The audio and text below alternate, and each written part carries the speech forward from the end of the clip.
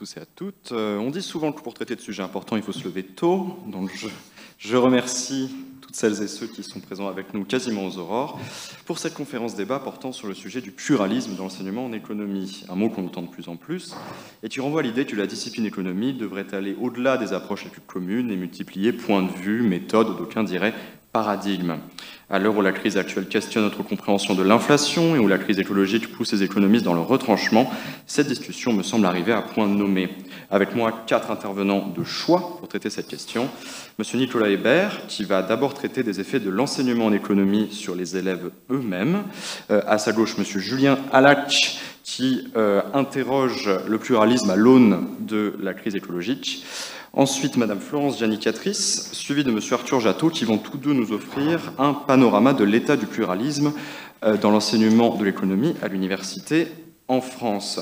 Je suis moi-même Louis Domas, je suis membre du comité de rédaction de la revue Relire Croisée sur l'économie et doctorant accessoirement, et je modérerai cette conférence. Si vous avez des questions, vous pouvez nous les envoyer par SMS à un numéro qui était affiché il y a peu et que je n'ai pas noté. Oui, alors ce serait, je vous invite à le noter, voilà, le 07 67 77 62 22. Les questions atterriront sur la tablette en face de moi et je les poserai à notre panel quand le moment sera venu. Mais nous allons d'abord commencer par une succession de présentations d'une dizaine de minutes chacune pour poser un peu les bases de la discussion. Nous commencerons par Monsieur Nicolas Hébert. Monsieur Hébert, vous êtes professeur d'économie à l'EEP de Strasbourg et membre du laboratoire de recherche en gestion économie. Spécialiste de théorie des jeux et d'économie comportementale, vous avez notamment publié une récente revue de littérature sur la question de l'endoctrinement des étudiants par la science économique. The floor is yours.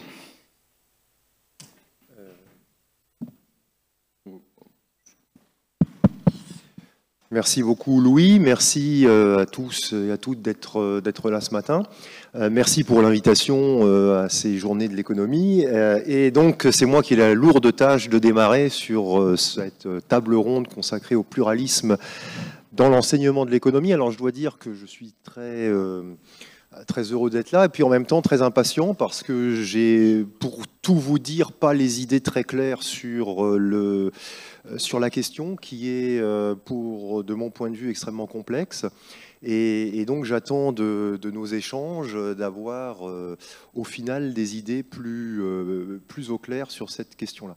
Alors moi, ce que je vais faire, c'est que, comme je n'ai pas les idées très claires, je ne vais pas pouvoir faire une espèce de présentation un peu synthétique qui serait le fruit de ma réflexion globale sur le thème. Donc en accord avec les organisateurs, je vais me focaliser sur un tout petit aspect qui a sans doute un lien avec le thème. Et donc je vais prendre finalement cette problématique d'un point de vue d'une manière un peu détournée, en vous présentant très rapidement une littérature un peu particulière, qui est une littérature qui vient de l'économie expérimentale, et qui s'intéresse au comportement ou à la spécificité des comportements des étudiants en économie quand on les compare aux étudiants des autres disciplines. D'où le titre que vous avez... Ah ben non, vous n'avez pas là. Il va bientôt arriver. D'où le titre de ma petite intervention qui est « Les étudiants en économie sont-ils endoctrinés ?» puisque c'est un terme qui a été utilisé à un moment donné dans cette littérature-là, l'idée d'un endoctrinement, c'est-à-dire l'idée que les étudiants en économie, de par ce qu'ils apprennent, etc., auraient des comportements, des valeurs, des attitudes un peu particulières, un peu spécifiques. Et donc c'est ça que je veux vous montrer pour peut-être déboucher effectivement sur quelques pistes de réflexion concernant le pluralisme dans l'enseignement de l'économie. Ça y est, donc on y est, donc je peux... ça marche. Voilà. Alors évidemment, en 10 minutes, même plus maintenant, je n'ai pas le temps de développer ce thème qui est en fait très large. Il y a une littérature foisonnante sur ces choses-là. Et donc je renvoie les personnes intéressées à l'article que j'ai publié l'an dernier dans la revue d'économie politique et qui était intitulé précisément « Les étudiants en économie sont-ils endoctrinés? Bilan et perspective » et dans lequel il y a pas mal de développement, évidemment, puisque je n'ai pas le temps lors de cette petite présentation préliminaire. Alors, je démarrerai par une citation. J'en ai choisi une parmi tant d'autres, mais celle-là, elle me paraît assez emblématique parce que Ariel Rubinstein, certains d'entre vous le connaissent, c'est un immense microéconomiste, un éminent théoricien des jeux, fer de lance de la microéconomie mainstream, etc. Et en 2006, dans un article où il réfléchit sur son métier d'économiste, il dit et il écrit ceci, voilà, moi j'enseigne la microéconomie et quelque part je suis une partie de cette machine que je suspecte influencer les étudiants à penser d'une manière d'ailleurs que je n'apprécie pas forcément moi-même.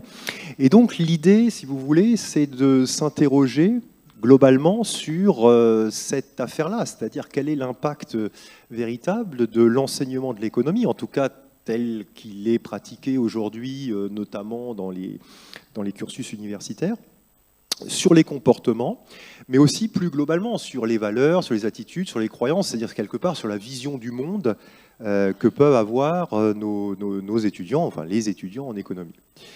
Alors c'est une question qui est très ancienne aux États-Unis. Je ne vais pas rentrer dans le détail, mais pour ceux que ça intéresse, encore une fois, vous avez l'article de la revue d'économie politique. Je vous montre juste, si ça fonctionne, voilà. En fait, les choses démarrent. Si j'ai regardé un petit peu attentivement ce qui s'est fait dans la littérature très très mainstream. Et le premier article publié, il a 40 ans maintenant. Il date de 1981 et vous avez deux sociologues américains qui s'appellent Marwell et Ames et qui, en 1981, publient un article sur la question de la provision des biens publics avec une approche expérimentale dans un jeu où il s'agit de regarder si les sujets contribuent ou pas à une cagnotte commune bénéficiant à l'ensemble de la communauté. Donc c'est ce qu'on appelle le jeu du bien public en économie expérimentale, mais il ne s'agit pas ici de rentrer dans les détails. Et dans quelques-unes de leurs sessions, ils observent un truc qu'ils trouvent amusant. C'est bizarre, vraiment les étudiants en économie se comportent très différemment des autres étudiants. Et plus précisément, ils contribuent nettement moins au bien public, donc il ferait plus le passager clandestin, dirait l'économiste, que les étudiants des autres disciplines. Je vous ai donné là le chiffre, c'est-à-dire qu'on a quand même des différences qui sont tout à fait importantes. Et donc les deux auteurs en concluent avec un titre un petit peu amusant ou punchy, de dire finalement les économistes font le passager clandestin, mais peut-être pas les autres, et en tout cas pas les autres étudiants. Alors, cette étude-là, elle est généralement citée comme étant la toute première à avoir regardé ça. Ensuite, ce qui se passe aux États-Unis, c'est que dans les années 90, le sujet revient vraiment de manière importante parce qu'il y a une revue qui a une grande audience auprès des économistes américains, qui s'appelle le Journal of Economic Perspectives, et qui va publier en 1993 un article, effectivement, qui pose une question et qui la pose de manière frontale avec le titre que vous voyez ici, c'est-à-dire est-ce que étudier l'économie inhibe la coopération? Vous voyez un petit peu les enjeux, c'est quand même pas anodin. Et cette équipe, composée donc d'un économiste, Robert Frank, et puis de deux psychologues, sociologues, vont répondre oui.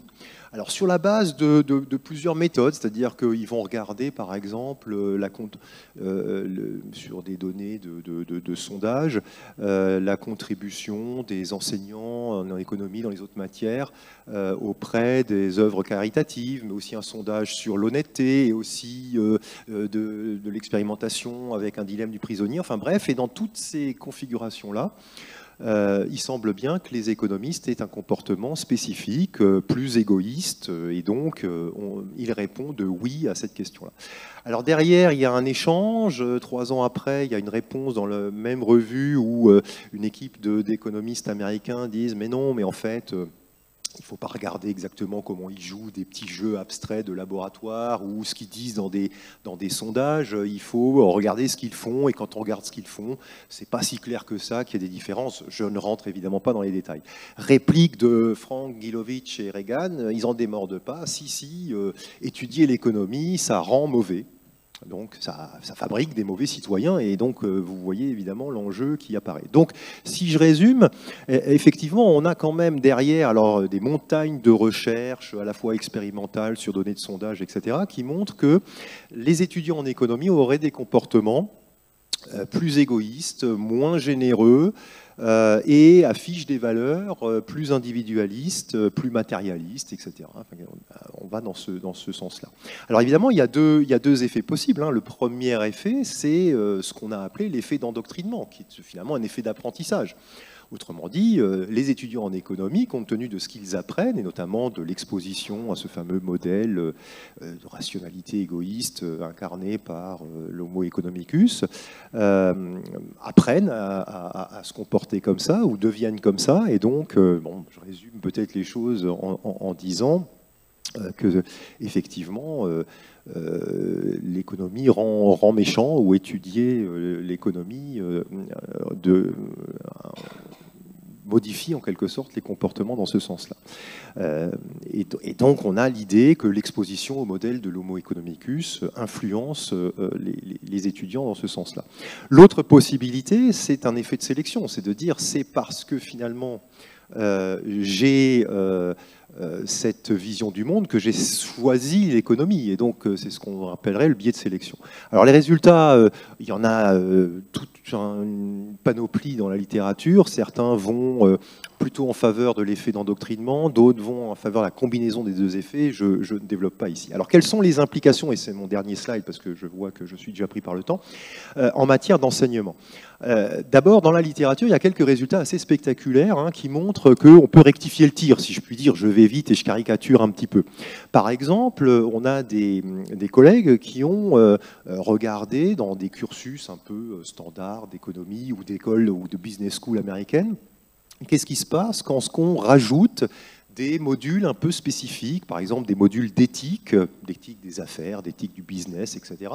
Et avec des protocoles expérimentaux, on voit que ça rectifie un peu le tir et qu'on a effectivement des comportements plus prosociaux ou moins égoïstes qui vont apparaître. On a d'autres éléments qui montrent que globalement, quand les cursus sont plus diversifiés, on a moins les biais de comportementaux dont j'ai parlé dans mon intervention.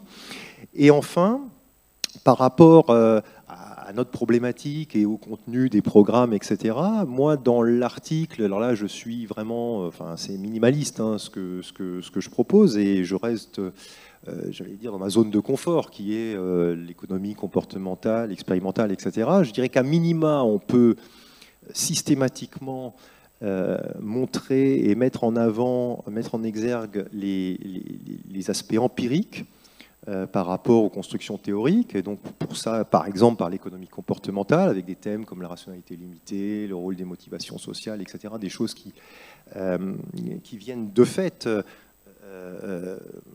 limiter, ou en tout cas donner une vraie vrai décalage avec certains résultats théoriques. Imaginez peut-être des cursus plus pluridisciplinaires, on va en parler sans doute dans ce qui va suivre, et donc finalement aller vers une forme de pluralisme dans l'enseignement de l'économie. En tout cas, c'est ce que je propose comme ouverture au débat. Voilà, j'ai déjà dépassé, je crois, un petit peu, et donc je passe la parole à mes collègues. Merci beaucoup, Monsieur Hébert. Donc la parole ira ensuite à Madame Jannie Catrice. Je crois que vous n'avez pas de slide, donc j'inviterai la régie peut-être à remettre le numéro de téléphone pour les questions pour celles et ceux qui nous ont rejoints en cours de route. Merci beaucoup. Je vous explique la règle du jeu. Vous pouvez envoyer vos questions par SMS. Je les recevrai sur la tablette et les poserai aux panélistes. Mais nous passons à la présentation. Madame Jeannie Catry, vous êtes professeure des universités à l'Université de Lille, chercheuse au CLERC, le Centre lillois d'études et de recherche en sciences économiques. Vous êtes notamment connue pour vos travaux sur les indicateurs de richesse et l'économie politique des indicateurs macro. Vous menez en ce moment un travail conjoint avec Arthur Jatteau sur le contenu des cursus en économie à l'université. Et je vous laisse la parole. Oui, merci beaucoup. Je vais juste faire un tout petit correctif. Le laboratoire auquel j'appartiens, c'est le CLERC, le Centre lillois d'études et de recherche, non pas de sciences économiques, mais de sociologie et d'économie. Et la différence est notable, puisque c'est donc le dialogue interdisciplinaire qui est promu dans ce laboratoire. Et il n'y en a plus beaucoup en France, des laboratoires qui promeuvent le dialogue interdisciplinaire entre l'économie et les autres sciences sociales. Ceci étant dit, voilà, je vais effectivement essayer de réfléchir à la question du pluralisme sous l'angle peut-être des institutions qui le promeuvent ou au contraire qui l'empêchent. Et mon point de départ va être la crise de 2009. C'est devenu assez courant maintenant de l'évoquer sous cet angle-là. En 2009, finalement, une partie des économistes, certainement minoritaires quantitativement, mais qui se sont organisés en associations professionnelles, ont identifié que parmi les éléments liés à la crise économique pouvaient être non seulement, voilà, il y avait des effets un peu de l'économie financière, mais il y avait aussi l'idée que la crise économique était aussi une crise de la pensée économique, hein, une crise finalement de la science économique en tant que discipline. Et au fond, ils insistaient sur le fait que l'économie dominante, mainstream, comme il a été dit par Nicolas Hébert, ou disons standard, et j'y reviendrai après, eh bien, était dans l'incapacité de penser déjà les crises, puisque la plupart des économistes standards sont plutôt des équilibristes, disons, et puis et que donc la crise du capitalisme financiarisé avait été assez peu envisagée, voire pas du tout anticipée, mais que finalement ils insistaient sur le fait qu'il était difficile par l'économie standard de penser les économies territorialisées, de penser l'économie du tertiaire ou de penser encore l'économie écologique, comme il sera évoqué tout à l'heure par mon collègue Julien Alac. Cette difficulté, elle est sans doute liée aussi à une impossibilité dans le système tel qu'il est de développer des pensées critiques et réflexives, et je vais y revenir. Et donc, comme vous le savez, à la question de feu la reine d'Angleterre, comment se fait-il que personne n'ait rien vu, hein, c'est une question devenue maintenant célèbre, face à cette crise financière de 2008, il y a eu un certain nombre de contestations, d'ailleurs portées en partie par des étudiants, ce qui est quand même assez intéressant. Ça montre aussi une sorte d'insatisfaction de certains d'entre eux à l'égard de l'enseignement. Et voilà, certains étudiants ont conduit à la création de diverses organisations. Alors je vais en citer une ou deux parce qu'il me semble qu'elles insistent toutes sur le manque de pluralisme, en particulier PEPS, pour un enseignement pluraliste dans le supérieur en économie, et puis un mouvement international, ISIP, International Student Initiative for Pluralism in Economics, ou encore Rethinking Economics, je pense, dont Julien parlera tout à l'heure. Donc au fond l'idée sous-jacente de ce qui s'est passé en 2009, c'est que peut-être pour partie, évidemment pas tout, mais une condition nécessaire pour penser les crises est celui du retour au pluralisme. Alors comment comprendre le manque de pluralisme aujourd'hui dans l'enseignement supérieur et dans la recherche et dans le monde des économistes professionnels? Eh bien, pour le comprendre, je pense qu'il faut revenir sur la profession et son organisation, c'est-à-dire revenir sur les conditions institutionnelles et sociopolitiques de la construction de ce qu'est être économiste aujourd'hui. Donc la profession et son organisation, dans lequel il faudrait y ajouter les ressources dont elle dispose, les effets symboliques d'autorité qu'elle peut parfois exercer, les dispositifs qui rendent possible ou non à la fois une réflexivité, un pluralisme, un esprit critique, et puis le régime des idées qui permettent ou qui disqualifient tel ou tel courant de pensée. Au fond, ce qu'il faudrait faire, c'est adopter une sorte d'analyse institutionnaliste historique de ces grandes transformations pour réfléchir de manière sérieuse à ces questions. Je n'aurai pas le temps, dans les 10 minutes qui me sont imparties, de le faire, mais je vais quand même en 3 temps essayer de dire des choses un peu basiques, au risque d'être un petit peu caricatural, et nous y reviendrons pour nuancer un peu les propos, si vous le souhaitez, dans le cours de la discussion. Donc je vais le faire en 3 temps très courts. D'abord, les courants de pensée sont multiples, quand même. Il n'y a pas un seul courant, même si un domine. Dans les faits, un domine superbement, et je voudrais donner quelques éléments des conditions sociopolitiques et institutionnelles de cette domination. questions. Et puis je terminerai simplement en anticipant une question peut-être de notre modérateur sur qu'est-ce que c'est que le pluralisme au fond, et qu'est-ce que ça signifie le pluralisme. Je ne pense pas qu'il puisse y avoir une personne qui est pluraliste en tant que telle, mais c'est un écosystème qui permet le pluralisme. Alors premièrement, les courants de pensée sont multiples, je vais être un peu basique, pardon, mais d'un côté vous avez un courant standard, quantitativiste, équilibriste, néoclassique. Par exemple, Bernard Guéneri affirmait encore en 2001 que mathématisation, rationalité et autonomisation de la science économique par rapport aux autres sciences sociales sont, je le cite, les trois mamelles de notre différence disciplinaire à cultiver et à entretenir. Et donc, évidemment, ça laisse peu de place à déborder de ce périmètre de la mathématisation, de la rationalité qui a été abordée par Nicolas tout à l'heure, et de l'autonomisation de la science économique par rapport aux autres sciences sociales. Et le problème central de la théorie néoclassique, me semble-t-il, c'est quand même son caractère désincarné, hors sol, avec une axiomatique qui prend des positions assez discutables sur l'anthropologie humaine, sur le profil un peu des individus. Ça a été tellement bien présenté tout à l'heure que j'y reviens pas. Le problème des modèles équilibristes, quant à eux, c'est que finalement, ils sont dans l'incapacité de penser les déséquilibres structurels du capitalisme, puisque finalement les chocs sont toujours externes et il est simplement penser de remettre le système à l'équilibre. Et quand, donc voilà pour un peu le courant standard. Alors évidemment, ce courant standard a été étendu à d'autres perspectives qui lèvent en partie certaines des hypothèses. Depuis très longtemps, on sait que les asymétries d'information bousculent un peu les modèles ou encore les coûts de coordination, etc. Mais ils se débarrassent jamais de l'essentiel, c'est-à-dire la société vue comme somme d'individus et des individus rationnels situés hors du temps historique et de tout ancrage social. On pourrait évoquer en troisième temps, dans la multiplicité des courants de pensée, le tournant expérimental, mais me semble-t-il qu'il n'est pas totalement débarrassé lui-même du cadre, disons, de la théorie des incitations, comme je l'ai souvent évoqué à propos des expérimentations aléatoires contrôlées.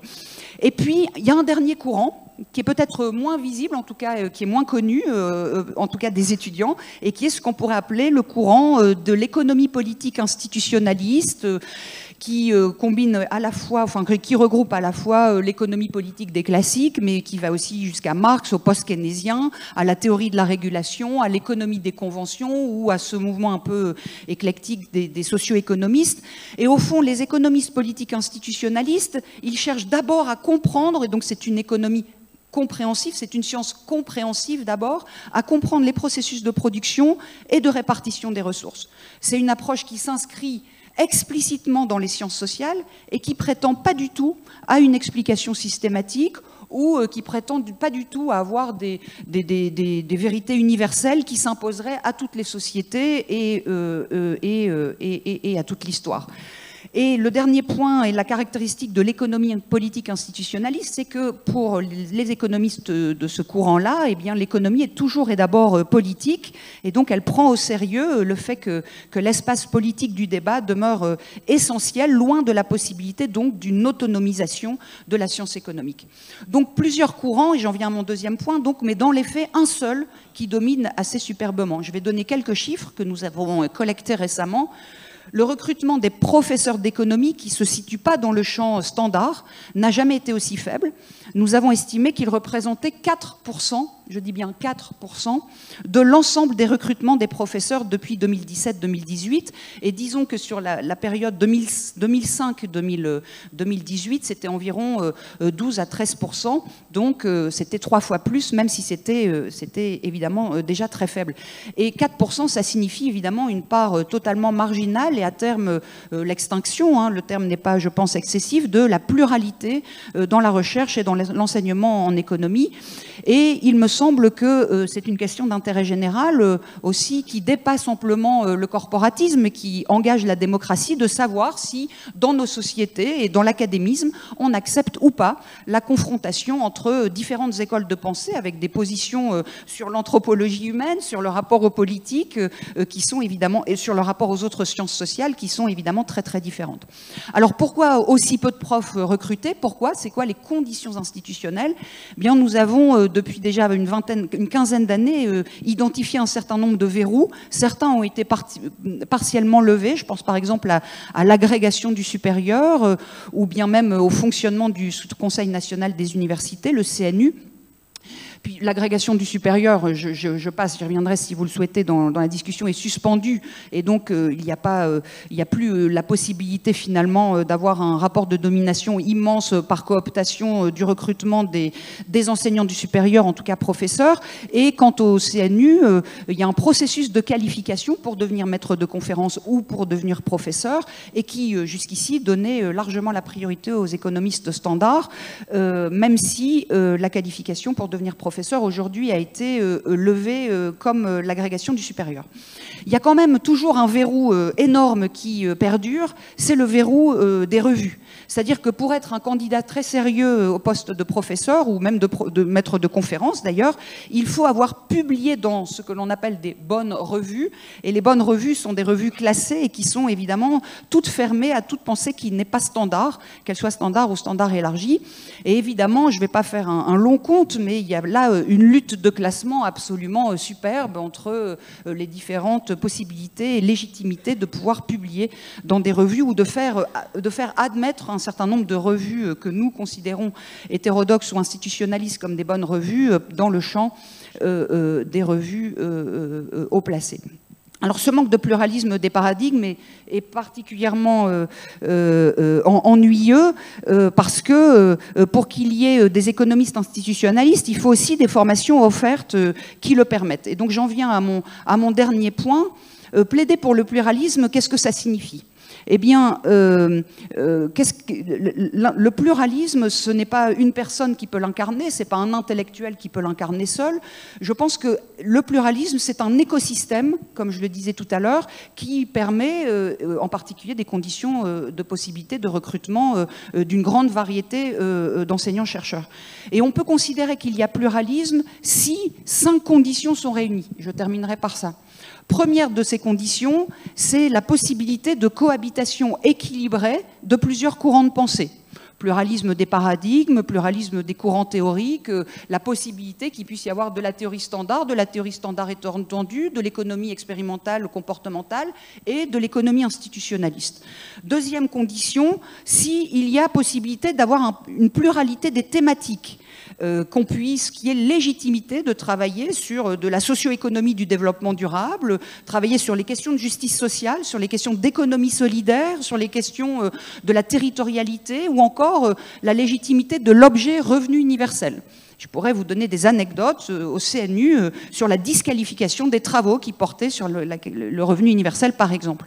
Troisième condition, pluralisme si il y a un dialogue disciplinaire possible, et en particulier un dialogue avec les autres sciences sociales, mais un dialogue à égalité avec les autres sciences sociales. Il ne s'agit pas de faire, par exemple, de la sociologie une science ancillaire de l'économie pour lui permettre éventuellement de lui apporter un peu sur un plateau quelques-uns des éléments empiriques qui manquent à la théorie, mais simplement de travailler d'égal à égal avec éventuellement les mêmes méthodes. Et j'en viens à ma 4e condition, il y a pluralisme si et seulement si, il y a possibilité, légitimité de pouvoir travailler avec différentes méthodes des sciences sociales, donc des méthodes reconnues parmi les autres sciences sociales, et donc bien sûr du quantitatif, évidemment, mais aussi des méthodes qualitatives. Et puis mon dernier point, et je terminerai là-dessus, il y a pluralisme si et seulement si, il y a possibilité à la fois de tenir des propos réflexifs et de tenir des propos critiques à l'égard de la science dans laquelle on est enchâssé.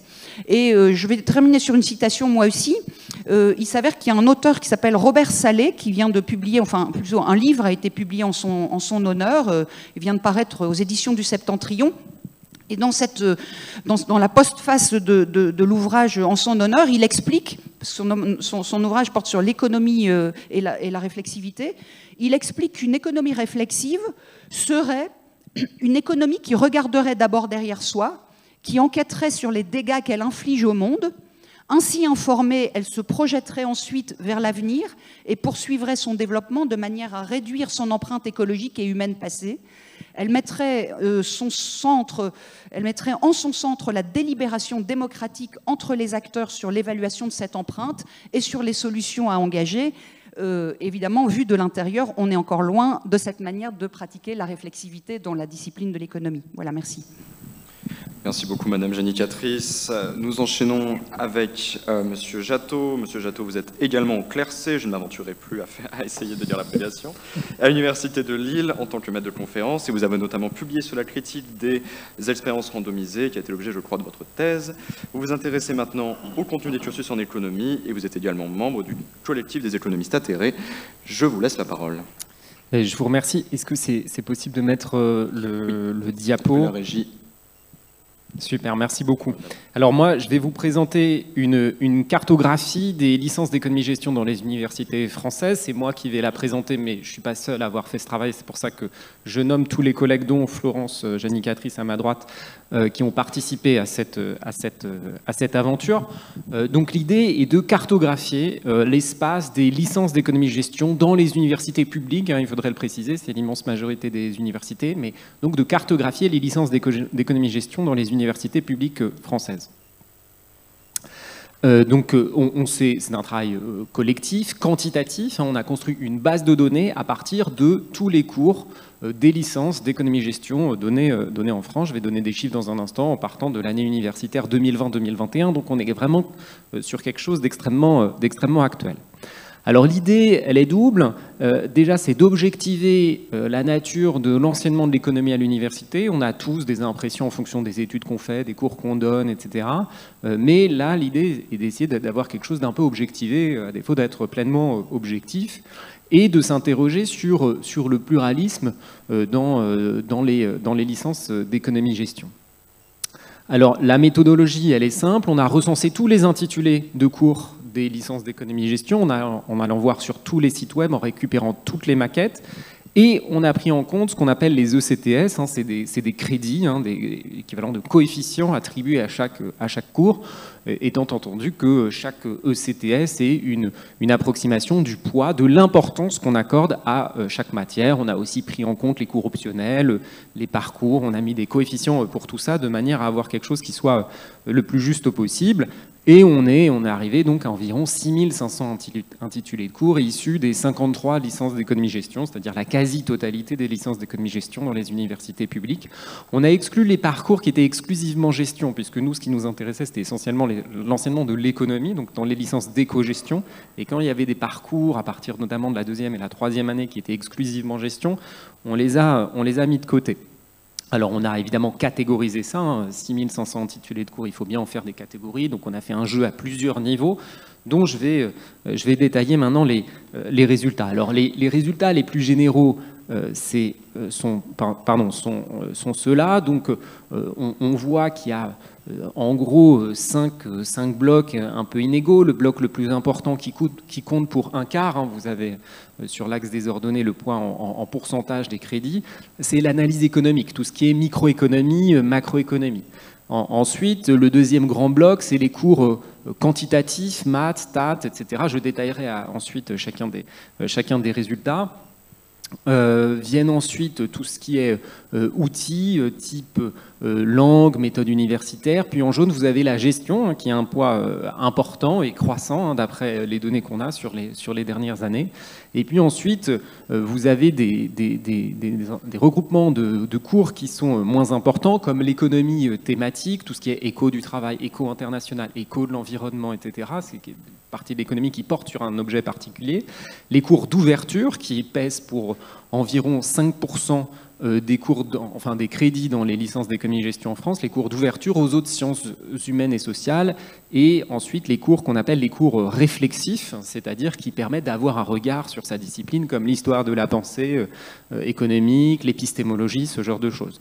Je vais détailler ces différents résultats, mais je trouve que la citation sur laquelle Florence a fini éclaire vraiment ces résultats-là, où on voit le poids très faible des cours réflexifs, le poids aussi également très faible des cours d'ouverture aux autres sciences humaines et sociales, alors que le poids des cours quantitatifs, comme les cours de maths ou les cours de stats, sont assez importants.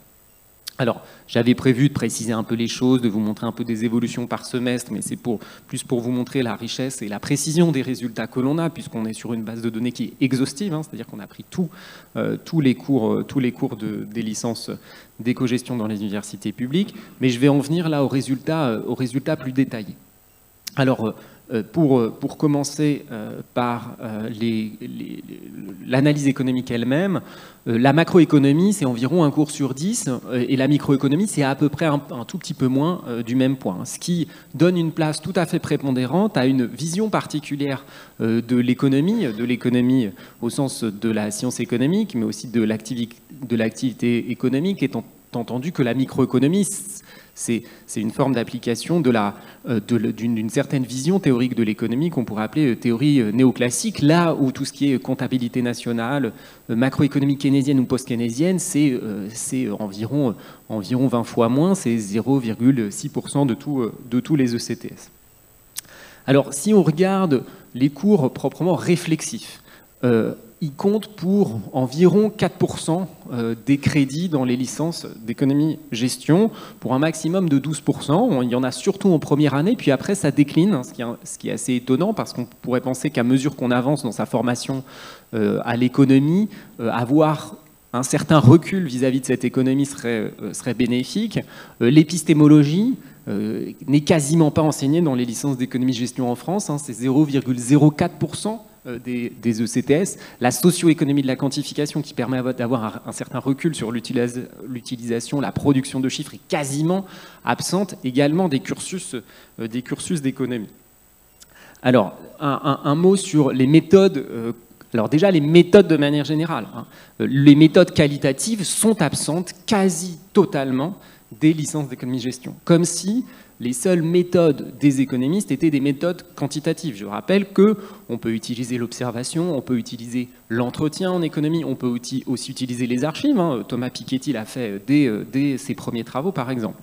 Si on s'intéresse, mais ces méthodes qualitatives sont quasiment absentes. Si on s'intéresse aux méthodes quantitatives, on voit qu'elles ont un poids très important, hein, avec un minimum de 8,5% des cours et dans certaines universités, un tiers des cours. Je ne détaillerai pas les résultats par université ici parce que je n'ai pas le temps, mais ce serait également intéressant. Et si on regarde quelles méthodes quantitatives sont enseignées, c'est essentiellement, majoritairement du moins, c'est les maths et l'économétrie. Tout ce qui est statistique ou analyse de données, c'est minoritaire parmi les méthodes quantitatives, dont il ne s'agit pas de dire qu'elles ne sont pas utiles, elles le sont bien évidemment dans la mesure où elles sont appliquées aux questions économiques et sociales. Et malheureusement, on s'aperçoit que bien souvent, les cours de mathématiques, et c'est ce qui peut déconcerter les étudiants, sont déconnectés des questions économiques et sociales et ne font pas toujours sens pour les étudiants. Si on regarde les cours d'économie thématiques, les cours d'économie qui portent sur des thèmes, hein, c'est environ un cours sur 10, hein, ce qui est un score honorable, et puis ça augmente au fur et à mesure de la licence, ce qui s'explique par une volonté de spécialisation au fur et à mesure des années. Alors de manière intéressante, on voit que les thèmes les plus importants, enfin le thème le plus important, c'est l'économie internationale de manière très claire et l'économie des organisations. Et si l'on s'intéresse au fait que l'économie, enfin les licences d'économie doivent être en lien avec le réel, du moins c'est ce qu'on pense, doivent être à même d'éclairer le réel, on ne peut être que surpris de constater que l'économie de l'environnement, c'est 5% des cours d'économie thématique, hein, c'est beaucoup moins, c'est 4 fois moins en proportion que l'économie internationale, ce qui en dit sans doute long sur l'inertie qui existe dans les licences d'économie quant à la prise en compte des enjeux réels, et l'économie des inégalités, c'est extrêmement réduit, hein, c'est un cours sur 100 un peu moins d'un cours sur 100 parmi tous les cours d'économie thématique. Si j'en viens aux ouvertures aux autres disciplines, et plus particulièrement aux autres sciences humaines et sociales, c'est assez réduit, hein, c'est un cours, enfin quand je dis un cours, c'est un crédit sur 20 en moyenne, avec, de manière symptomatique, je dirais, une ouverture disciplinaire qui décroît au fur et à mesure de la licence. Au début, on est autour de 10%, puis on décroît pour atteindre moins de 3%, comme si, à mesure qu'on avançait dans les études d'économie, il y avait besoin plus que de l'économie pour comprendre le monde économique et social. Or, on peut légitimement penser que l'économie à elle seule n'est pas suffisante pour comprendre les problèmes économiques et sociaux, et qu'il y a besoin de la sociologie, du droit, de l'histoire, de la géographie, à différents niveaux pour comprendre les problèmes, les problèmes économiques et sociaux. Donc, en conclusion, quelques éléments déjà pour dire les enjeux qu'il y a à former pas seulement bien sûr les économistes qui sont une minorité, dont les étudiants seront une minorité à devenir bien sûr des économistes, mais en tant que citoyennes et citoyens, l'enjeu de la formation à l'économie, l'enjeu des licences d'économie-gestion est particulièrement déterminant. On le voit par exemple quand j'ai évoqué les questions d'économie de l'environnement sur lesquelles Julien reviendra. Alors, évidemment aussi, là j'ai donné les résultats globalement. Si on regarde université par université, on peut voir une certaine diversité. On l'évoquera dans des travaux ultérieurs. Néanmoins, ça donne une image globale qui permet de saisir la relative absence, ou en tout cas la faiblesse des différents pluralismes, tels que les a évoqués en partie Florence, dans les licences d'économie-gestion. Déjà, sur le pluralisme théorique. La position que l'on tient est de dire qu'il faut qu'il y ait un pluralisme théorique, étant entendu qu'il n'y a pas une théorie qui ait montré sa supériorité heuristique ces dernières années, confère par exemple la crise de 2008.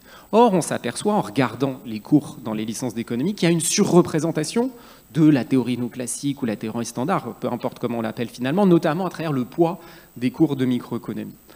On peut parler également d'une certaine faiblesse du pluralisme théorique. J'ai dit qu'il n'y avait quasiment aucun cours de méthodologie qualitative dans les licences d'économie-gestion. Et à l'intérieur des méthodes quantitatives, il y a une domination très forte des cours de mathématiques au détriment des cours de statistiques. Si on regarde du côté de la diversité des approches conceptuelles, là aussi, on peut constater un certain pluralisme assez faible en matière de réflexivité, assez peu de cours d'histoire de la pensée, quasiment aucun cours d'épistémologie, et enfin une faible ouverture disciplinaire, comme j'ai eu l'occasion de le montrer. Et donc tout ça pour dire que cette absence de pluralisme nuit à la qualité de l'enseignement de l'économie dans les licences et nuit à la compréhension du monde économique et social que peuvent avoir les étudiantes et les étudiants en économie. Je vous remercie pour votre attention. Merci beaucoup, Monsieur Jattot. Nous allons donc maintenant passer à la dernière présentation de ce panel par Monsieur Julien Halak. Vous êtes chercheur à l'Institut Veblen pour les réformes économiques et animateur de la plateforme Rethinking Economics. Vous êtes plus spécifiquement intéressé par l'enjeu du pluralisme dans la science éco face aux défis écologiques, et je crois que vous allez nous parler de ça. Bon, j'espère, oui, là je sens qu'on m'entend. Alors juste quelques éléments sur la présentation. Je travaille à l'Institut Veblen, qui est un think tank qui promeut les politiques économiques pour la transition écologique. On est ancré dans une vision de post-croissance. Donc je suis chargé de mission là-bas et je travaille sur la planification écologique, notamment qu'est-ce qu'on va faire, qu'est-ce qu'on va faire des secteurs qui sont condamnés par la transition écologique, par exemple le raffinage de pétrole ou toute une partie de l'industrie automobile, et aussi la promotion de l'économie écologique, j'en parlerai juste après, dans l'enseignement supérieur, et aussi la promotion des outils intellectuels de l'économie écologique, même dans le débat public, pour qu'on puisse penser les questions écologiques avec des outils qui viennent de ce courant de pensée-là. Et c'est pour ça, juste, donc, je ne suis pas chercheur, on va laisser la recherche aux chercheurs qui travaillent à l'université. Et je parlerai aussi de Rethinking Economics, mais je n'en fais pas partie. Mais bref, je vous expliquerai ça un peu plus. Donc, est-ce que les gens qui suivent des cours d'économie dans le supérieur sont armés pour comprendre la crise écologique ? La réponse, il y a pas mal d'études qui le montrent, et aussi c'est un discours qu'on entend souvent, c'est non, ou du moins très peu. Et pourquoi la question est intéressante ? On pourrait se dire, bon, c'est quand même un débat un peu niche, l'enseignement de l'économie. Déjà parce que les licences d'économie pure ont quasiment disparu. On pourrait se demander pourquoi, c'est d'ailleurs, et au profit de licences d'économie-gestion. Et il y a assez peu de gens qui vont faire de l'économie, en fait. Il y a assez peu d'économistes, de gens qui vont finir chercheurs en économie. Je dis finir comme si c'était... Bon, bref. Je n'ai rien dit. Mais en fait, ce qui est intéressant, c'est que l'économie, on l'apprend quand on fait de la gestion, on l'apprend pour certains au lycée, on l'apprend dans plein de disciplines, on l'apprend en grandes écoles, en écoles de commerce, en fait, des tas de gens qui vont aller bon, déjà devenir des citoyens, mais aussi donc être des décideurs, bon, pour beaucoup des cadres, des managers, et qui vont parfois aller dans la fonction publique, qui vont même briguer des mandats politiques, et ça marche assez bien quand on a fait des études d'économie. Et donc, quel est le cadre qui structure leur pensée? Et je pense que c'est important de poser ce truc-là. On n'est pas seulement sur la recherche en économie, on est sur quels sont les concepts en fait, qui sont disséminés un peu partout dans la société pour penser la crise écologique. Donc il y a un grand suspense parce que j'ai dit qu'on n'est pas armé pour comprendre la crise écologique et il faut dire pourquoi. Déjà, c'est pas un enjeu qui est propre c'est un enjeu qui est propre aux supérieurs en général. De 2018 à 2019, le manifeste étudiant pour un réveil écologique a récupéré autour de 20 000 signatures en quelques semaines. Et ce manifeste, il rassemble des étudiants, bon, surtout issus de grandes écoles, qui ont un constat. On parle tout le temps de crise écologique, on dit que c'est l'urgence, mais on ne sait pas quoi faire. On n'a aucune idée de comment faire. Et en fait, c'est bien beau d'être engagé, de trouver que c'est très grave, de vouloir dédier sa vie à changer le monde, mais on n'a pas d'outils intellectuels pour proposer des solutions, pour changer notre boulot, peut-être l'entreprise dans laquelle on va travailler. Et c'est quelque chose, ce n'est plus possible en fait de faire ça. Et donc il se constatait un manque d'outils, aussi un manque de recul sur ce qu'on leur apprend. Et ce manifeste, il a participé aujourd'hui, disons, à la réflexion du groupe de travail présidé par Jean Jouzel sur l'intégration des enjeux du développement durable, bref, mais en tout cas les enjeux écologiques dans l'enseignement supérieur, qui a donné naissance à un rapport disons, ce rapport a été remis à la ministre de l'Enseignement supérieur fin octobre, et bon, ce qui est assez étonnant, on pourra d'ailleurs en discuter, c'est que la ministre a annoncé débloquer des moyens, incroyable, pour former tous les étudiants Bac+2 aux enjeux écologiques d'ici 2025. Donc, blague à part, c'est vraiment une avancée très intéressante. En tout cas, il y a l'annonce que sur budget du ministère, alors après, le diable est toujours dans les détails, hein, on va financer, disons, une montée en gamme de l'enseignement supérieur en général. Donc voilà, c'est un problème qui est propre à l'enseignement supérieur. Bon, l'économie n'est évidemment pas en reste. Il y a énormément disons justement, il y a déjà juste un réseau qui s'appelle Rethinking Economics, qui est composé d'étudiants et étudiantes en économie qui sont sur les 5 continents. C'est déjà quelque chose d'assez étonnant, avec des dizaines de groupes, dont un d'ailleurs qui vient de se monter à Strasbourg. Et n'hésitez pas à en monter un si vous êtes étudiant en économie.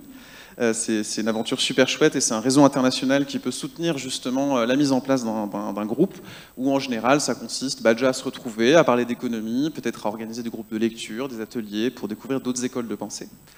Et la simple existence déjà de ce réseau depuis presque maintenant 10 ans interroge, et Rethinking Economics Belgium avait fait passer notamment un sondage auprès de 600 étudiants entre 2016 et 2017 qui posait des questions et justement qui demandait aux étudiants: est-ce que vous avez l'impression de mieux comprendre le monde grâce à l'enseignement de l'économie? Est-ce que vous avez envie de le changer? Et alors j'ai pris quelques chiffres comme ça, hein.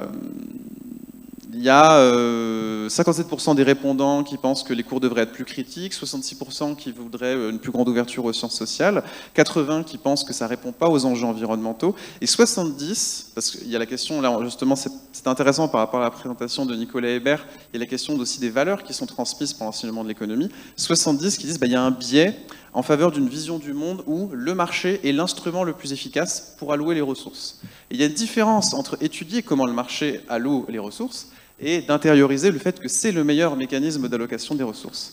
On en vient, et donc ça amène un peu à la question, donc on apprend assez peu, déjà, quand on suit une formation en économie, on traite peu des questions environnementales, mais la vraie question c'est aussi comment on en traite. Parce que souvent on dit que les économistes ne s'intéressent pas à l'environnement. C'est pas si vrai. Bon, déjà, le questionnement est ancien, on connaît, mais aussi il y a de plus en plus d'économistes qui s'y intéressent. Alors même si bon, dans la recherche, il y avait une étude d'Oswald et Stern en 2019 qui ont pris un ensemble de revues un peu représentatives du champ mainstream en tout cas, et qui montraient que 0,07% des articles parlaient de climat.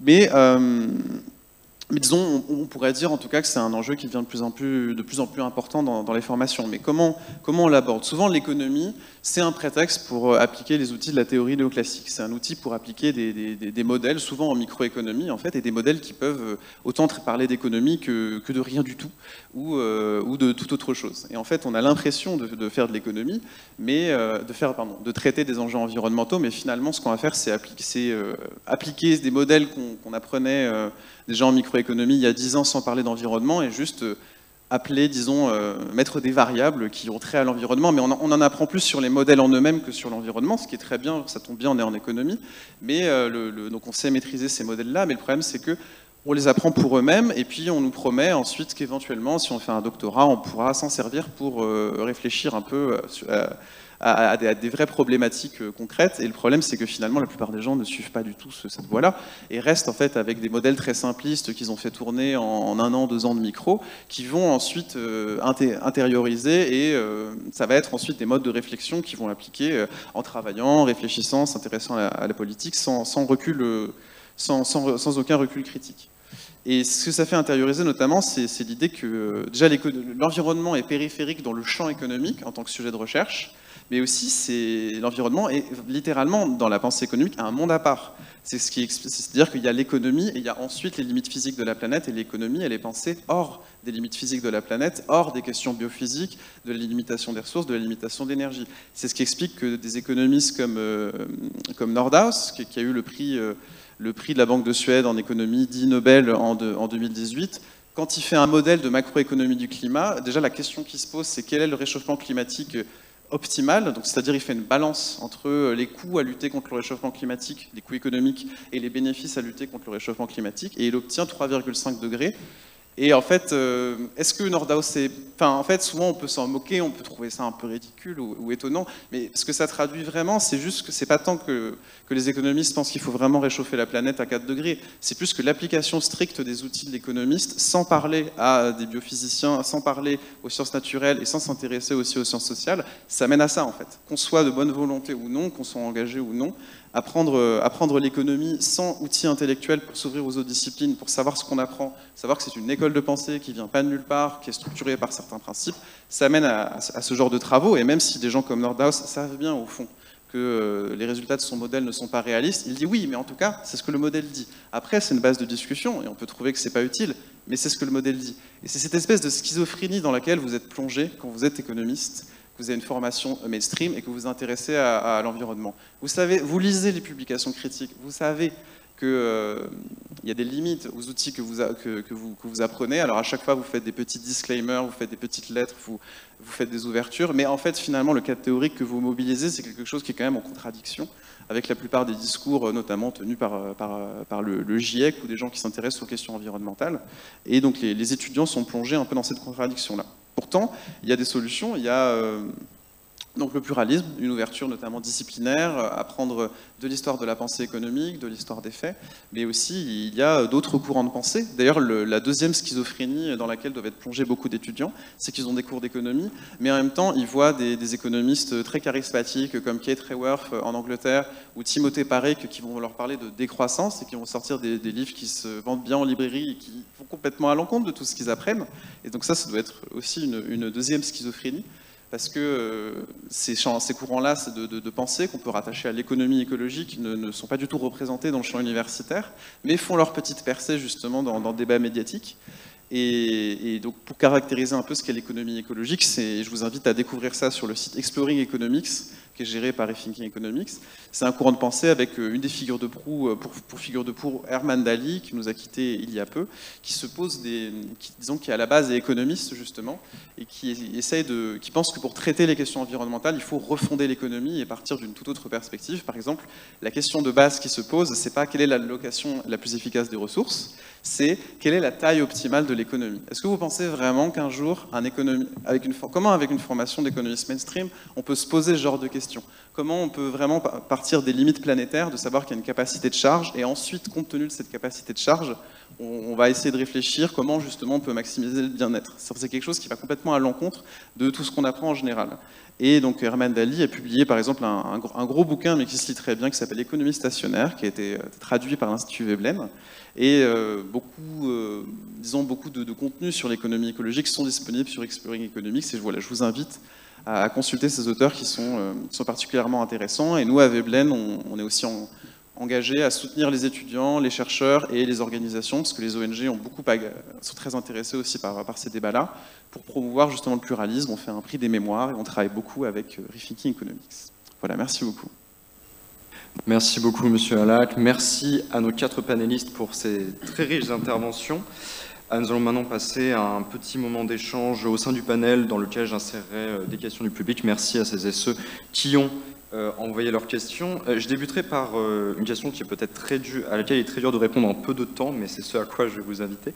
C'est que quand je vous entends, vous avez tous envie que les cursus en économie évoluent, et comme c'est vraiment la question qui nous intéresse, très rapidement, quel serait le cursus en économie dont vous rêveriez? Quel serait celui qui vous pensez-vous serait le plus pertinent à tous égards? Je vous propose de procéder dans l'ordre du panel. Monsieur Hébert, parce que... Oui, alors merci pour la question qui est vraiment particulièrement compliquée. Moi, j'ai démarré en disant, je n'avais pas forcément les idées très claires là-dessus. Je vais peut-être reprendre ce que je veux dire par là, c'est que qu'est-ce qu'il faut faire? Oui, c'est la question que vous posez, c'est-à-dire quel est le bon paramétrage d'un cursus. Qu'il faille enseigner la théorie dite standard, je ne sais pas s'il faut l'appeler néoclassique ou autre, dans les cursus, ça me paraît incontournable. Alors, quand est-ce qu'on doit le faire, comment on doit le faire, ça c'est un vaste sujet. On doit prendre en compte aussi, là si on discute effectivement plutôt de ce qui va se passer au niveau de l'université, ce qui se passe en amont du côté du lycée, avec des programmes de SES qui sont finalement assez alignés sur ce qui va déboucher ensuite à l'université. Et donc c'est compliqué parce qu'il y a aussi une question de maturité des étudiants. La question n'est pas seulement du côté de l'offre, mais aussi de la demande, si je peux dire, parce que la question c'est qu'est-ce que les étudiants sont capables d'absorber ou pas par rapport au recul d'un certain nombre de choses qu'on leur raconte. Et donc est-ce qu'il ne faut pas démarrer par quelque chose? Est-ce que ce quelque chose doit être présentation classique, standard, etc., des outils, de la microéconomie, puis de la macroéconomie, qu'il faut ensuite savoir discuter, prendre du recul. C'est très très compliqué à faire. Mon expérience d'enseignement montre que les étudiants sont parfois pas très réceptifs à ce pluralisme de... ils ont besoin, ou en tout cas ils ont envie d'une boîte à outils à peu près monolithique, ou en tout cas certains d'entre eux. Donc c'est pas si évident que ça de dire dès le départ, je veux dire qu'ensuite il y ait évidemment des discussions, des ouvertures et un recul nécessaire sur ce qu'ils ont appris. Ça me paraît tout à fait fondamental, et c'est un point faible sans aucun doute des cursus en économie. Mais à quel moment on introduit ces discussions et ces débats, j'avoue que je n'ai pas de certitude de ce point de vue-là. Mais je ne veux pas monopoliser la parole, je vais peut-être passer... C'est moi qui interviens en deuxième? Oui, bon, je veux bien dire quelque chose, mais je vais prendre le risque de me répéter, parce que finalement, j'ai décliné le pluralisme en 5 conditions. Et au fond, ces 5 conditions incarnent en soi un programme qui pourrait nourrir une licence d'économie-gestion qui serait équilibrée, ou une licence qu'on pourrait appeler sciences sociales aussi, équilibrée, c'est-à-dire un pluralisme, une cohabitation équilibrée de différents courants de pensée, en montrant que tout courant de pensée, finalement, comporte des formes d'idéologie, et quel qu'il soit.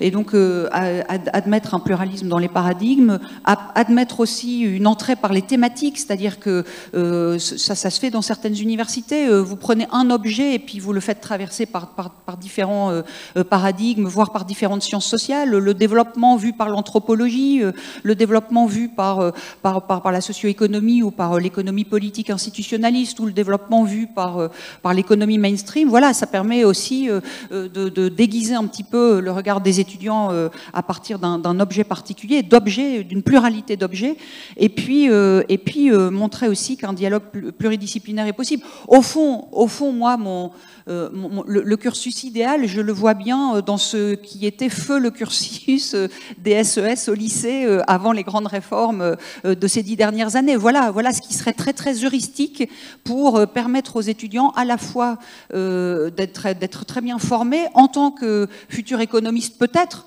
Mais enfin, il n'y a pas beaucoup d'étudiants qui font des études d'économie et qui finissent économistes. Hein. Il y en a quand même très très peu. Mais de leur permettre aussi d'aiguiser un regard de citoyen quant au monde tel qu'il va et d'être en capacité de nourrir aussi des formes de critique par rapport au monde tel qu'il va. Et puis donc, pluralisme dans les méthodes, je trouve que je suis comme Arthur assez sidérée de voir que les méthodes d'enquête qualitative ne sont absolument pas enseignées dans les universités françaises en économie-gestion dès la licence, parce qu'évidemment, il y a des formes de tour de main à prendre pour faire de la bonne observation qualitative dans des bonnes conditions scientifiques, ce que tout étudiant des autres sciences sociales sait faire, sans parler des archives comme l'a évoqué Arthur. Et puis, des éléments de réflexivité. Et puis, c'est peut-être sur les éléments de réflexivité que mon cœur balance un peu. C'est-à-dire, je pense que sur la réflexivité, sur les cours d'histoire de la pensée économique, sur les cours d'épistémologie, en particulier l'épistémologie, si ça vient trop tôt dans le cursus, je pense qu'on perd un peu les étudiants et que peut-être qu'il faut d'abord leur montrer la diversité des possibles et ensuite peut-être monter un peu en généralité sur la question épistémique. Mais en tout cas, voilà, avoir des cours d'épistémologie me semble quand même une sorte de regard critique et de regard historique aussi sur la science telle qu'elle est devenue aujourd'hui, permet aussi de dénaturaliser un petit peu les outils d'observation et d'analyse du capitalisme aujourd'hui.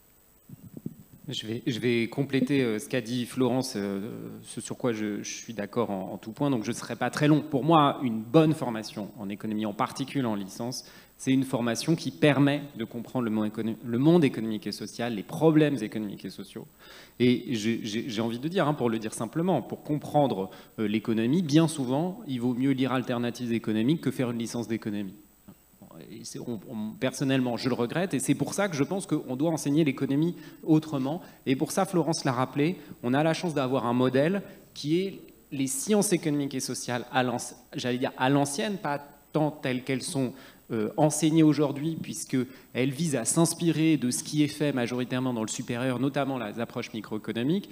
Moi, je pense que c'est l'inverse qui devrait être fait, c'est-à-dire que les sciences économiques et sociales, telles qu'on les faisait il y a encore peut-être 10 ou 20 ans en sciences économiques et sociales, et ça a marqué plusieurs générations de lycéens et de lycéennes, c'est de ça dont devraient s'inspirer les formations d'économie dans le supérieur. En particulier, moi j'insisterai sur un point, pour ne pas revenir sur l'ouverture théorique, disciplinaire, les pluralismes tels qu'ils ont été évoqués, je suis tout à fait d'accord, c'est l'approche par objet. Ce qu'on appelle, peut-être qu'il y a des collègues et des lycéens ou des lycéennes dans la salle à qui ça dit quelque chose, qu'on appelle aujourd'hui les regards croisés dans les programmes de sciences économiques et sociales, qui sont le parent pauvre des programmes, mais moi je pense que ça devrait être au centre, c'est-à-dire partir des objets, prendre un objet, les inégalités, l'environnement, la mondialisation, la consommation, et se poser des questions, partir de ce qui fait sens, de ce qui pose problème, de ce qui pose question, et ensuite se demander de quoi on a besoin pour y répondre. Et on verra que nécessairement, pour parler d'environnement, on a besoin de plus que de l'économie, et certainement plus que de l'économie mainstream. Pareil pour tout un tas d'objets, et je m'excuse par avance de faire un peu de la pub pour l'université dans laquelle Florence et moi nous sommes, mais nous avons lancé une licence de sciences économiques et sociales en septembre 2020 qui répond à ces critères-là avec des cours par objet, c'est-à-dire qu'à chaque semestre, nos étudiants vont avoir des cours sur un objet qui va être l'environnement, puis un autre qui va être les inégalités, puis un autre qui va être l'état social, puis un autre qui va être la mondialisation, avec des collègues de différentes disciplines, avec différents points de vue, dans une logique qui est pluraliste et pluridisciplinaire, puisque dans cette licence, il y a de l'économie, bien sûr, mais il y a aussi de la sociologie, de l'histoire et de la géographie. Et à mon sens, c'est ce type de formation qui permet le mieux de donner les outils, les connaissances pour saisir les enjeux économiques et sociaux du monde contemporain. Bien. Ça a beaucoup été dit, mais vraiment rappeler peut-être je le dirais juste en d'autres termes, mais rappeler que en fait, l'économie, c'est quand même une discipline qui vise à traiter des problèmes de la vraie vie. Et justement, on a un peu tendance à l'oublier. Même d'ailleurs, cette discussion portait beaucoup sur les débats théoriques, les débats entre auteurs, et ça pourrait laisser peut-être penser qu'en fait, ce qu'on voudrait, c'est surtout... on pourrait retirer de cette discussion qu'il faut enseigner d'autres auteurs. Et c'est vrai que ce serait un cauchemar en L1 d'apprendre... d'apprendre l'économie standard et en même temps l'économie post-keynésienne à côté, vraiment 1h30 de l'un, 1h30 de l'autre. C'est plus vraiment partir d'un problème. Par exemple, pour l'économie écologique, le problème de la sobriété. Il y a certains domaines dans lesquels, quand vous faites des gains d'efficacité, par exemple, quand vous faites des ampoules basse consommation, a priori, vous ne vous éclairez pas plus. Du coup, c'est super, à l'échelle agrégée, des gains d'efficacité dans l'utilisation énergétique dans les ampoules font que, vu qu'a priori, on s'éclaire à peu près autant, ça baisse la consommation d'énergie. Les gains d'efficacité, par exemple, dans les moteurs d'avion, ça a permis de démocratiser le tourisme via du trafic aérien. Enfin, le trafic aérien là est en train d'exploser, c'est une vraie catastrophe écologique. Et quand on veut mettre en place, par exemple, des politiques de sobriété, il faut à la fois lier l'efficacité et mener une réflexion sur les usages. C'est en positionnant des problèmes comme ça à des étudiants, des problèmes très concrets, par exemple comment on fait en sorte que quand il y a du progrès technique dans l'utilisation des ressources, il n'y a pas un effet rebond, c'est-à-dire qu'on n'utilise pas encore plus ces ressources in fine, c'est un problème économique. Et la théorie standard a des réponses là-dessus, l'économie écologique a des réponses là-dessus. Et je trouve que c'est comme ça qu'on peut introduire ces trucs-là. En plus, ça permet de mieux comprendre même la théorie standard. Souvent, on fait passer aussi des étudiants qui s'intéressent à l'enseignement de l'économie pour des antimaths. Alors c'est un peu marrant parce que c'est les premiers à sortir des chiffres sur ces questions-là, mais pas du tout. Et d'ailleurs, en tout cas, moi j'ai une grande expérience de gens un peu traumatisés par la microéconomie qui ont doublé leurs notes en lisant des critiques de la microéconomie parce qu'ils ont compris ce que c'était en fait. Ils ont compris l'univers que ça raconte, les hypothèses qui structurent ce courant de pensée. Et quand vous avez compris comment fonctionne la microéconomie, vous ne pouvez plus faire des résultats absurdes en déroulant votre modèle. Parce que vous vous dites, non, ça c'est quand même pas très cohérent. Et je veux aussi faire ce plaidoyer-là que les maths, les modèles, ils passeront encore mieux dans des formations pluralistes, à mon avis, parce que c'est en comprenant les limites de quelque chose, ou pourquoi il y a des controverses, ou pourquoi c'est en comprenant les limites d'un modèle qu'on le maîtrise vraiment. Merci, monsieur Alac. J'enchaînerai avec une question de la salle. Mais d'abord, quelqu'un pose une question intéressante qui est partir des objets ne crée-t-il pas d'inégalité entre les étudiants? J'inviterai peut-être à expliciter un petit peu ce qu'il entend par là, parce que je perçois une question qui a de l'intérêt, mais peut-être pour donner des pistes sur comment on pourrait approcher le problème. Mais il y a une autre question du public qui est, me semble-t-il, assez cruciale et qui rejoint beaucoup des questions que je voulais poser. C'est pourquoi cette telle domination du paradigme dit néoclassique ou mainstream, parce que ça pose la question de... justement, pourquoi l'inertie institutionnelle s'est-elle dirigée vers ce paradigme-là? Est-ce que c'est dû au fait que la décision publique est assez friande de certaines conclusions de la théorie mainstream? Ou est-ce que c'est tout simplement quelque chose, une création d'une inertie, d'une grosse inertie? Voilà, avez-vous des billes là-dessus peut-être, Madame Génicatrice? Il me semble que j'ai essayé en tout cas de répondre pas totalement aux intentions qu'il y avait derrière la domination du champ standard, qui peut renvoyer peut-être à un alignement d'intérêts économiques, mais en tout cas j'ai essayé d'identifier un certain nombre, enfin nous avons d'ailleurs en tant qu'association professionnelle essayé d'identifier un certain nombre de verrous qui ont fermé l'accession de la profession d'économiste aux économistes qui n'étaient pas du courant standard. Et donc parmi les verrous, je rappelle, il y avait l'agrégation du supérieur qui était un moment de concours qui cooptait d'une certaine manière des courants de pensée, puisque celui qui était nommé président du concours lui-même se constituait son propre jury. Et donc ça a été un premier moment de fermeture très forte. Un deuxième moment de fermeture, c'est le moment de la qualification qui est nécessaire pour accéder au poste de maître de conférence et au poste de professeur des universités. Et là, c'est un dysfonctionnement du Centre national des universités. Alors nous avons réussi dans les années 2014-2015 à monter une sorte de rapport de force, mais très politique malgré nous, pour essayer de reconstituer un petit peu ces forces vers un retour au pluralisme. Et ça a été quand même très compliqué, très énergivore, et nous n'avons pas réussi à faire créer une nouvelle section que nous souhaitions intituler Économie et Société, en considérant, cette section Économie et Société n'aurait rien enlevé au reste de la section de sciences économiques, simplement aurait permis à celles et ceux qui le souhaitaient souhaité de pouvoir développer de manière tranquille et sereine d'autres paradigmes que le paradigme standard ou standard étendu. Ça n'a pas été possible parce que nous avons fait face vraiment à une violence très forte et symbolique de la part du prix de la Banque de Suède en l'honneur d'Alfred Nobel, Jean Tirole pour ne pas le nommer, et qui a considéré que nous étions quand même l'antichambre de l'obscurantisme. Enfin, c'était des rapports de force qui sont aussi parfois extrêmement violents et qui montrent aussi la disqualification totale dont nous faisons l'objet. Et de ce point de vue-là, les effets symboliques de ces labels type prix de la Banque de Suède en l'honneur d'Alfred Nobel, tu as parlé tout à l'heure de Nordhaus, ce qui est aussi un élément qui peut interroger sur ce qui est devenu la science économique eu égard à la question écologique, et qui sont des éléments un petit peu de fermeture aux courants non standards. Et puis, les courants non standards, ce sont des courants réflexifs et critiques. Et donc, évidemment, il y a sans doute un certain nombre, et je reviens sur le tout premier élément que j'évoquais, il y a sans doute un certain nombre d'intérêts à la fois intellectuels, de position dans le champ, mais aussi peut-être économiques, qui ont quand même pas tout à fait intérêt à ce que nous déployions de manière scientifique des travaux qui soient par trop critiques vis-à-vis du capitalisme tel qu'il va.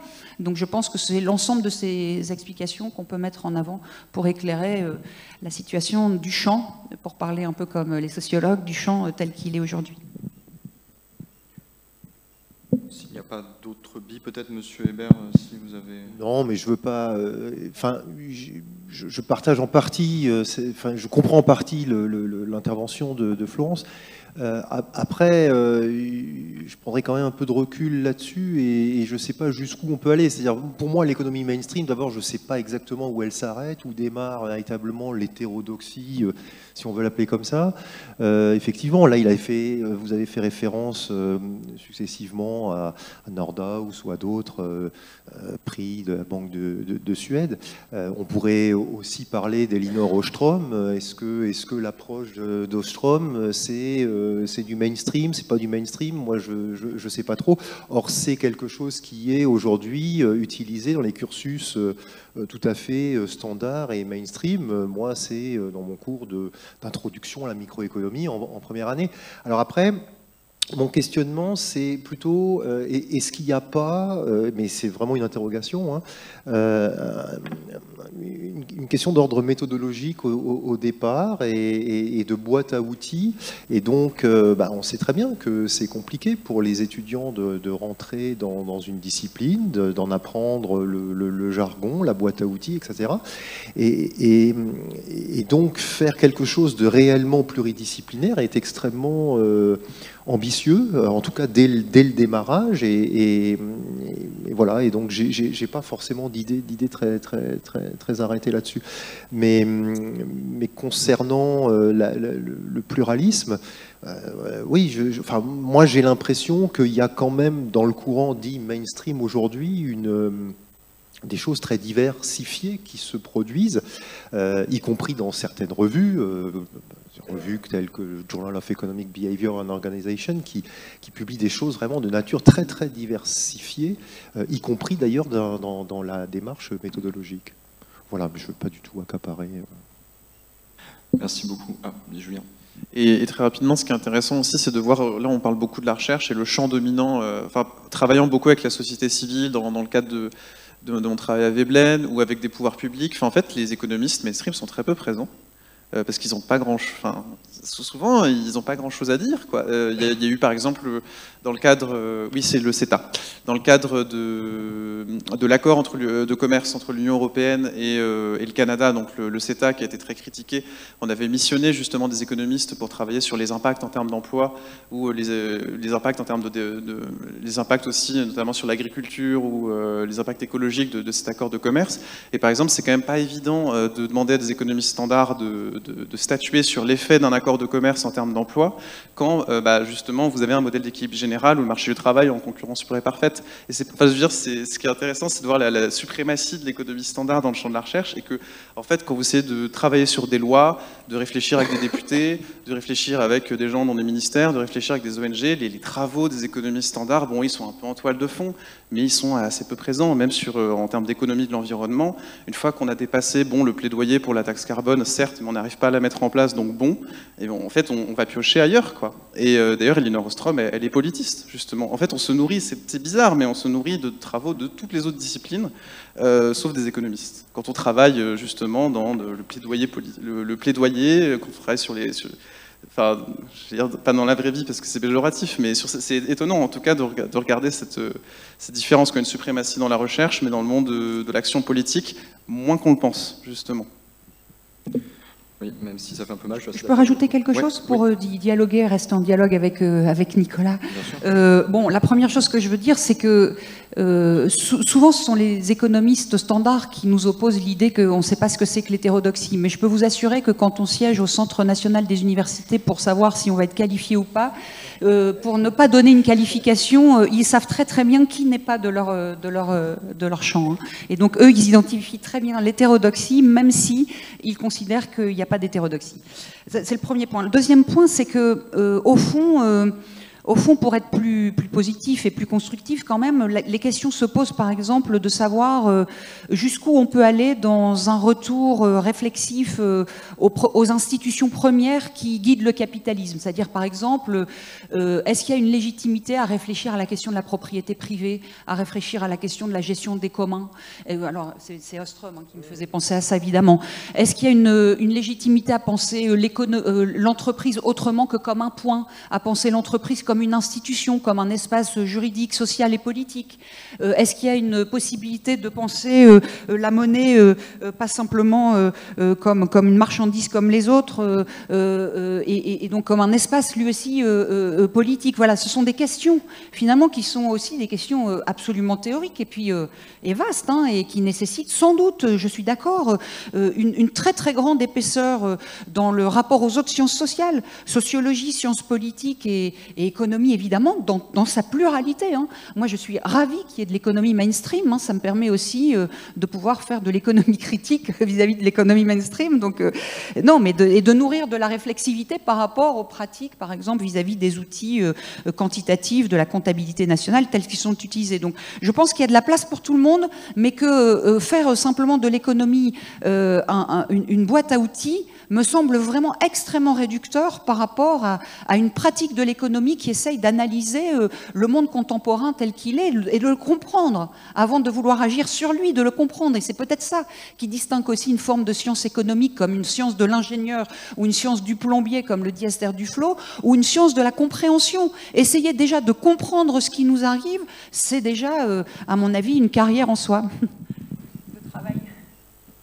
Merci beaucoup pour ces éléments supplémentaires. Alors, il y a deux questions qui me semblent très intéressantes que le public vient de poser. Donc, cette question sur les inégalités entre étudiants du fait de l'enseignement par objet, la personne qui a posé la question suggère que peut-être des étudiants, du fait d'accès à des capitaux culturels différents, seraient peut-être moins à l'aise avec des approches par objet. Peut-être, je ne sais pas, Arthur Jatteau, peut-être, si vous avez une expérience là-dedans, Déby? Oui, alors moi je dirais plutôt la chose inverse, hein, c'est-à-dire que je pense qu'on est moins à l'aise quand on débarque dans un cours de microéconomie 1 à faire de la maximisation d'utilité sous contrainte du consommateur, que quand on pose des questions du type d'où viennent les inégalités, pourquoi il y a du chômage, quelle forme pourrait prendre la transition écologique. Ça, c'est des questions qui, je pense, font sens, et ils font sens, mais pour les étudiantes et les étudiants, mais aussi pour les lycéennes et les lycéens. Vraiment, je rappelle que on a l'expérience de plusieurs décennies d'enseignement de sciences économiques et sociales au lycée. C'est une approche pluridisciplinaire et par objet, ça fonctionnait très bien auprès d'élèves qui étaient plus jeunes que nos étudiants, moins matures. Donc je pense vraiment que ça ne pose pas de problème. Moi, j'ai fait des études d'économie dans des endroits réputés très prestigieux. J'ai fait un master d'économie à l'école d'économie de Paris. J'ai fait pendant mon master 1, qui était un master 1 d'économie, j'ai eu l'impression de faire que des maths pendant 1 an. Et quand je m'en suis plaint, on m'a dit non, mais t'inquiète pas, tu vas comprendre l'année prochaine pourquoi on fait ça. J'arrive en M2 et on me dit non, mais tu vas comprendre. Je dis oui, mais après c'est fini. Donc moi j'aurais bien aimé comprendre plus tôt. Donc ça c'est un faux problème. On peut commencer très tôt à faire de la pluridisciplinarité, on peut commencer très tôt à faire du pluralisme théorique, pour peu que ça fasse sens pour celles et ceux qu'on a en face de nous. Et ça, je pense que... Alors, par contre, là où je suis d'accord, c'est que c'est plus dur à faire. C'est plus dur à faire parce que ça suppose de se frotter à des bagages théoriques variés, à des bagages disciplinaires variés, et c'est beaucoup plus facile de faire un cours monothéorique ou monodisciplinaire, ou de construire une maquette monodisciplinaire, que d'essayer d'avoir du pluralisme. C'est plus dur, c'est moins confortable pour nous, mais je pense que c'est plus stimulant pour les étudiantes et les étudiants. Enfin, moi, je suis d'accord, évidemment, sur le propos d'Arthur Jatteau, mais dans le même temps, moi, je comprends la question qui est posée.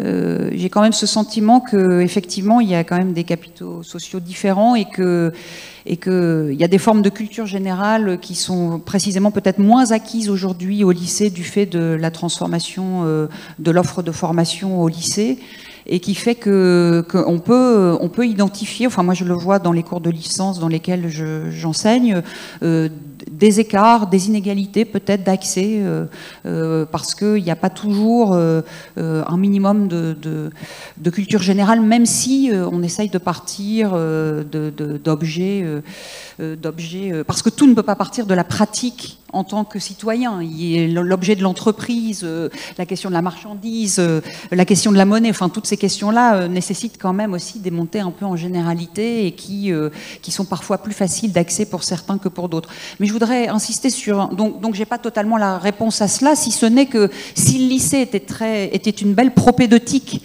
aujourd'hui, ça permettrait de lisser une partie des inégalités en capital social, même si on sait qu'on ne les élimine jamais, évidemment.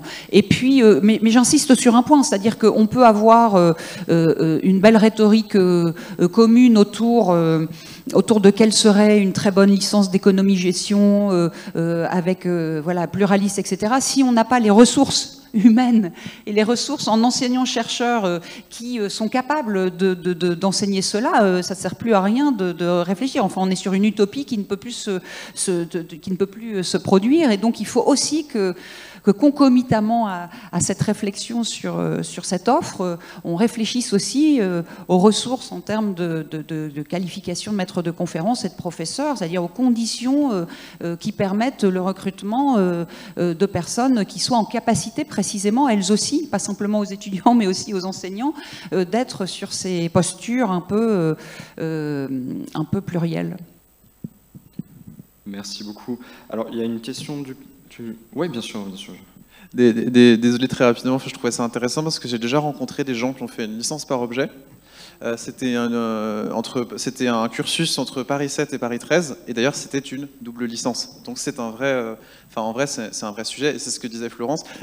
S'il n'y a pas de moyens, c'est vrai qu'en l'état, c'est sûrement les étudiants qui ont déjà un avis sur tout, parce qu'ils ont des parents qui ont un avis sur tout, qui vont pouvoir aborder ces questions-là, et peut-être la posture un peu de déconstruire la monnaie, l'État, l'entreprise, ça demande de se sentir suffisamment légitime pour poser ces questions-là, et c'est sûrement une posture qui est propre à certaines classes sociales. D'ailleurs, c'est quand même pas très étonnant que des mouvements comme PEPS, enfin les mouvements de contestation de l'enseignement de l'économie, étrangement, ces gens qui ont fait l'ENS, c'est au minimum quelqu'un qui a fait une fac parisienne, quoi. Et c'est un truc qu'il faut vraiment comprendre pour un éveil écologique. Pareil, c'est des gens qui ont fait les grandes écoles. Donc c'est des gens qui se sont dit que eux c'était légitime, peut-être qui critiquent, qui se sentent légitimes de porter cette critique-là. Et c'est un vrai problème. Et c'est pour ça que la question des moyens est indissociable. Et je trouve qu'il faut être honnête aussi sur les soubassements sociologiques de tous ces mouvements de critique-là, et que c'est un vrai sujet. Merci beaucoup. Je me permets en fait de poser une dernière question et on devra finir là-dessus car nous devons rendre la salle, et ça se rejoint un petit peu à ce que vous mentionniez, Julien. C'est au fond, si on propose une maquette pluraliste, est-ce qu'on ne va pas poser aux élèves des problèmes de débouchés? C'est-à-dire, est-ce que pour les élèves qui ne veulent pas être économistes, voire pas économistes entre guillemets pluralistes, est-ce que le monde est prêt en fait pour du pluralisme, à la fois dans le monde de l'entreprise et également pour la décision publique? Est-ce qu'elle est friande de ce que le pluralisme peut apporter, du moins en l'état actuel de ce qui se fait aujourd'hui? Alors, la première chose, c'est que ce ne sont pas des élèves, mais des étudiants. J'insiste. Un statut d'étudiant, c'est pas être simplement être là pour être discipliné, mais c'est pour aussi gagner en connaissance et en citoyenneté. Voilà, c'est ça que je voulais dire. Et donc le statut d'étudiant a un statut bien particulier.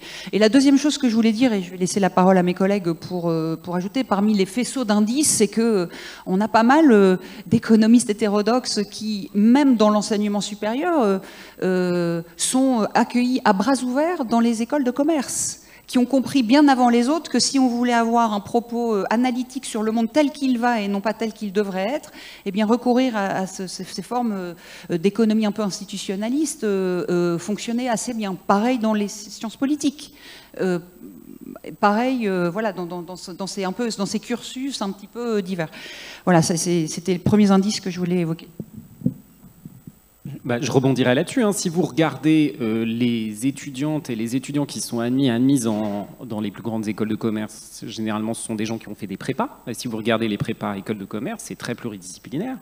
Et d'ailleurs, soit dit en passant, l'enseignement d'économie, qui s'appelle économie, sociologie, histoire, est un enseignement qui est assez historicisé, qui est assez ouvert aux sciences sociales. Et donc, on recrute dans ces écoles-là, on recrute des étudiantes et des étudiants qui ont suivi un cursus assez pluridisciplinaire.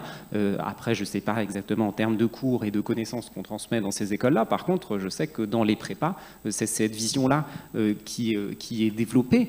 Et moi, je crois fermement qu'on préférera toujours quelqu'un qui a une ouverture d'esprit, des connaissances diverses et variées, des variétés de raisonnement, pas seulement un raisonnement, j'allais dire, microéconomique. On préférera ce genre de profil à ceux qui sont produits actuellement majoritairement par les licences d'économie-gestion.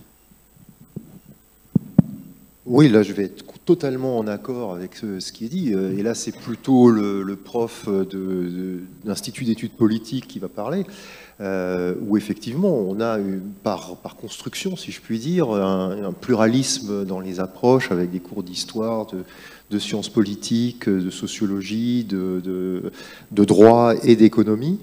Et c'est la combinaison de tout ça qui forme effectivement intellectuellement nos étudiants et on le sent, on voit la différence. Moi qui interviens également dans les facultés d'économie, on peut voir cette différence-là et on peut voir là pour le coup effectivement le bienfait de cette ouverture et de la capacité de nos étudiants ensuite à avoir une vraie autonomie de pensée et du coup à s'insérer plutôt bien dans le monde du travail. Donc pour répondre à la question, oui, je pense qu'effectivement de ce point de vue-là, il y a une vraie demande de la part des étudiants eux-mêmes et plus globalement de la part de la société.